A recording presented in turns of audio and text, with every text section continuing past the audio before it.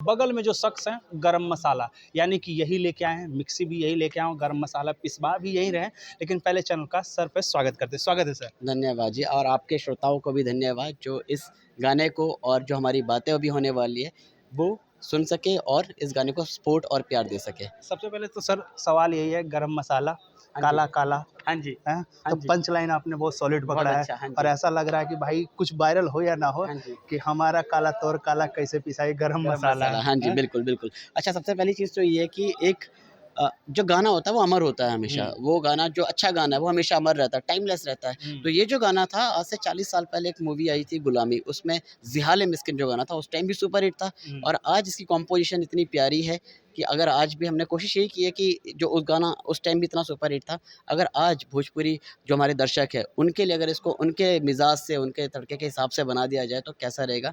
और ये आइडिया हमारे साथ शेयर किया था विजय चौहान जी ने। उन्होंने पूरा जैसे उन्होंने बताया कि वो एक दिन खाना खा रहे थे, फिर उनके दिमाग में आया कि क्यों ना ज़िहाल मिस्किन के साथ मिक्सी वर्ड मिलता है तो उसके साथ कुछ चटपटी चीज़ की जाए, और इसलिए हम इंडिया गॉसिप के चैनल पे इसके बारे में बात कर रहे हैं। तो क्योंकि मेरा भी काम भी है कि मैं न्यूज़ को थोड़ा सा चटपटे अंदाज में हाँ जी। फ्लो कर देता हूँ। तो बताइए, गरम मसाला का जब स्वाद आ गया, तो गरम मसाला का जो छौंका मारने के लिए कल्लू जी को काहे ले लिए जी? अच्छा, कल्लू जी को लेने के पीछे एक बहुत स्पेसिफिक रीज़न था। हम कोशिश हमेशा ये करते हैं कि जिस तरह का गाना हो, उस गाने के लिए एक चेहरा आपके दिमाग में आ जाता है उस गाने को सुनते ही।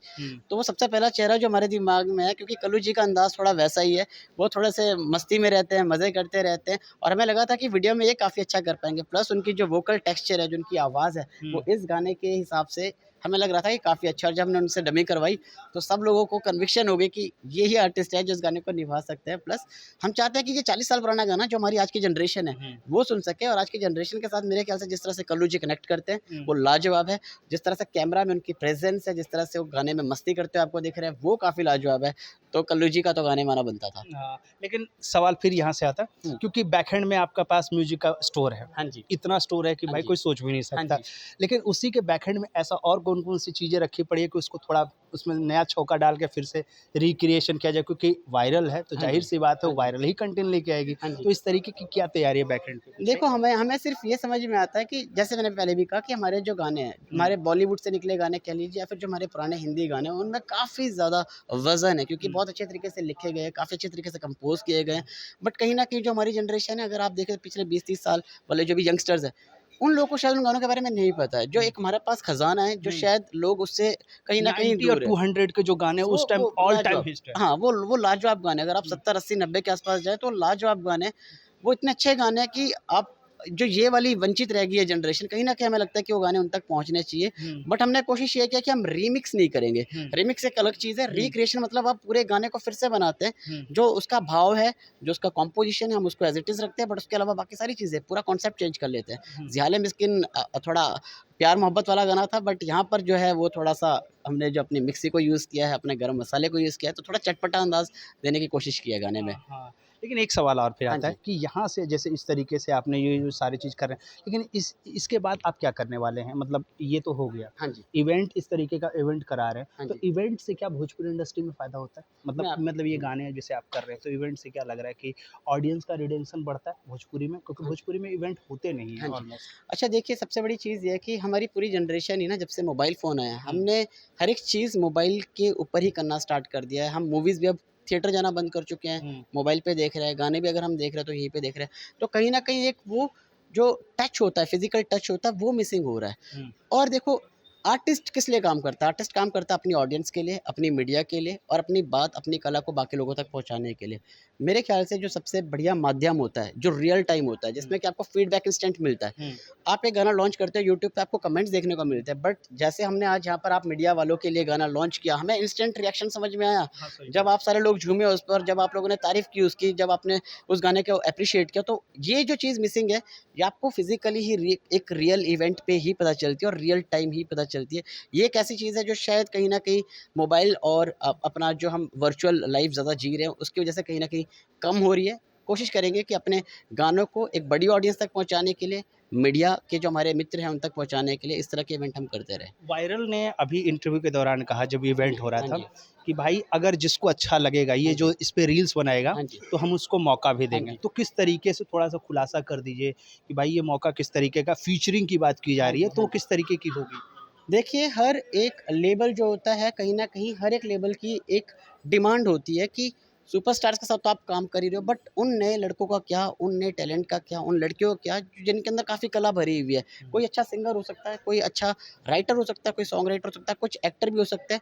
तो अगर आज की बात हम करें तो आज के ज़माने में सारे यंगस्टर्स कहाँ पर हैं? रील्स पे। वो क्या देख रहे हैं? रील्स। और रील्स। रील्स पे या तो अपनी एक्टिंग कर रहे हैं या फिर किसी न किसी तरह से अपने टैलेंट को प्रेज़ेंट कर रहे हैं लोगों के हुँ, सामने।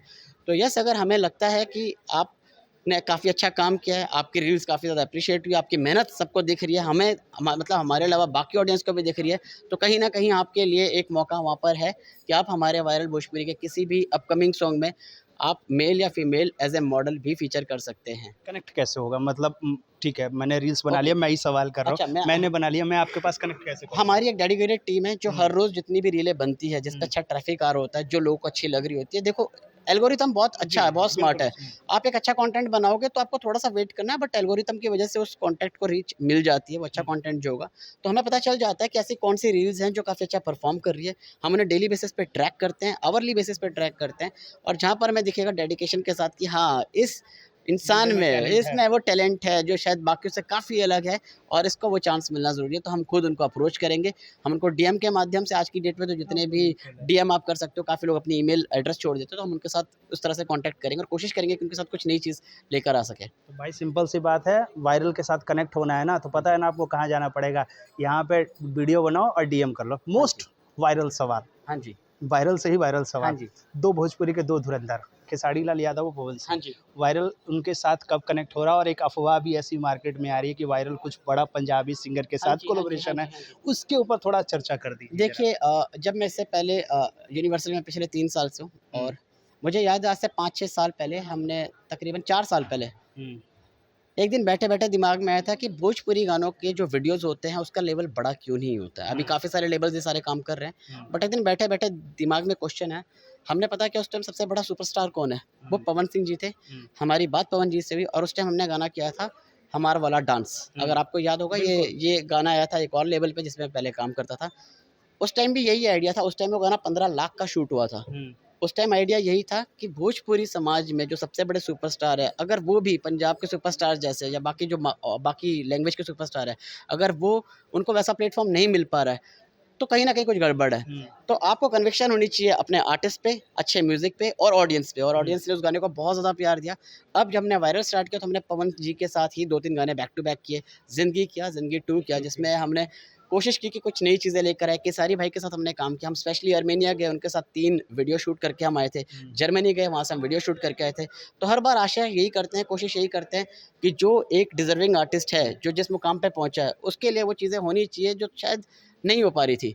तो कोशिश वही है और इसको देखो देखते-देखते भी बाकी सारे लेबल्स भी उसी तरह से वीडियो बनाने लग गए हैं, बाकी सारी चीज़ें उसी तरह से करने लग गए। हुँ, लेबल अब सीरियस हो गए हैं आर्टिस्ट को अच्छे तरीके से प्रेज़ेंट करने के लिए। हुँ। हमारा ये पर्पज़ था, मेरे ख्याल से धीरे-धीरे ये पूरा हो भी रहा है। पंजाबी का नाम बता दीजिए, क्यों सस्पेंस में रखे अच्छा, हो? पंजाबी का नाम किसके साथ कोलैबोरेशन तो पवन जी का एक करा रहे एक हैं? एक गाना है जो जानी और बी प्राक हम सभी के चहेते हैं और यूनिवर्सल म्यूज़िक के साथ उनका एसोसिएशन भी है। उनका एक गाना है, गाने का नाम अभी मैं आपको नहीं बताऊँगा, बट एक गाना है जो पवन भैया को काफ़ी ज़्यादा पसंद था। बी एक प्राक के साथ। बी प्राक, हाँ, तो एक बहुत ही रोमांटिक सॉन्ग है जो हुँ, पवन जी को बहुत ज़्यादा पसंद था। तो एक दिन पवन जी के साथ बात हो रही तो उन्होंने कहा कि यार ये गाना मेरे को बड़ा अच्छा लगता है। तो हमने कहा कि पवन जी ये गाना हमारे पास ही है, क्यों ना इस गाने को भोजपुरी में किया जाए। ये आइडिया उनको बहुत अच्छा लगा। उसी टाइम हमने आदित्य देव, जो कि आपको पता है बॉलीवुड के हुँ, बहुत बड़े म्यूज़िक म्यूज़िक डायरेक्टर हैं, डायरेक्टर। सलमान खान की मैक्सिमम मूवीज़ के काम वो करते हैं। उनके साथ हमने कॉल लगाई और उन्होंने कहा कि ये आइडिया मुझे भी काफ़ी अच्छा लग रहा है। उस गाने पे ऊपर काम करना स्टार्ट हो चुका है। ऑडियो हमारा बन के तकरीबन रेडी हो चुका है। पवन जी जो थे वो अपने इलेक्शन में थोड़े-से बिज़ी हो गए थे, अब वो थोड़े से फ्री हो गए। तो कोशिश करेंगे कि महीने डे 2 महीने के अंदर वो गाना आपके सामने, दर्शकों के सामने हम लेकर आ सकें। मतलब ये है कि वायरल ने पहले ही पट्टा पाड़ दिया है हाँ कि जी। भैया ये बी प्राक के साथ मतलब आप ये सोच नहीं सकते कि इसके बाद कमेंट कितने आने वाले हैं हाँ जी, इसके ऊपर। बस ये खेसारी जी के लिए क्या अपडेट है? केसारी जी के लिए अपडेट ये है कि केसारी जी से अभी कुछ दिन पहले, जैसे कि आपको पता है, उन्होंने एक नई कंपनी खोली है। हुँ, तो अभी उनके साथ हमारी बात चल रही है कि हम किस तरह से काम साथ में कर सकते हैं। 2 या 3 कंटेंट पीसेस ऑलरेडी केसारी जी ने हमारे लिए सिलेक्ट करके रखे हैं, जो उन्होंने बना के रखे हैं। बस अब हमें इंतज़ार है इस चीज़ का कि कब हम चीज़ें फाइनलाइज़ कर रहे हैं, कब उनके साथ शूट कर रहे हैं। क्योंकि शूट हम अगेन ये चाहते हैं कि केसारी भैया के साथ जैसे हम पिछली बार जर्मनी गए थे, कुछ नई चीज़ें की थी। नहीं। इस बार भी फिर से कुछ हम नया ट्राई करें, कुछ ऐसा ट्राई करें जो शायद पहले भोजपुरी मार्केट में नहीं हुआ है। तो इन चीज़ों में टाइम लगता है, जो बड़ी चीज़ें होती हैं, बड़े प्रोजेक्ट्स होते हैं, उनमें क्योंकि काफ़ी सारे बिज़ी लोग, इम्पोर्टेंट लोग इन्वॉल्वड होते हैं, तो टाइम वहाँ पर लगता है, बट आएगा ज़रूर। ये सारी चीज़ें हम आपके लिए लेकर आएँगे वायरल भोजपुरी पे। क्या कहिएगा फैन्स से?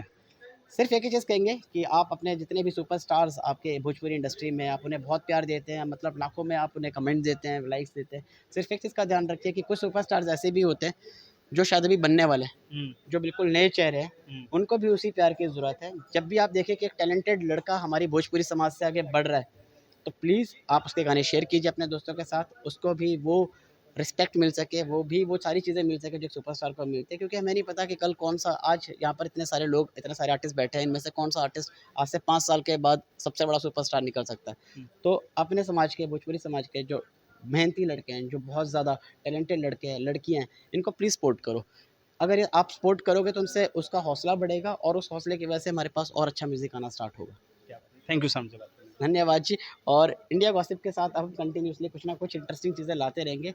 आप फटाफट जाके चैनल को सब्सक्राइब करो क्योंकि वायरल भोजपुरी की भी लेटेस्ट अपडेट्स आपको यहीं मिलने वाली है। क्या बात है भाई, ये पंच लाइन है, सब्सक्राइब ठोको नीचे।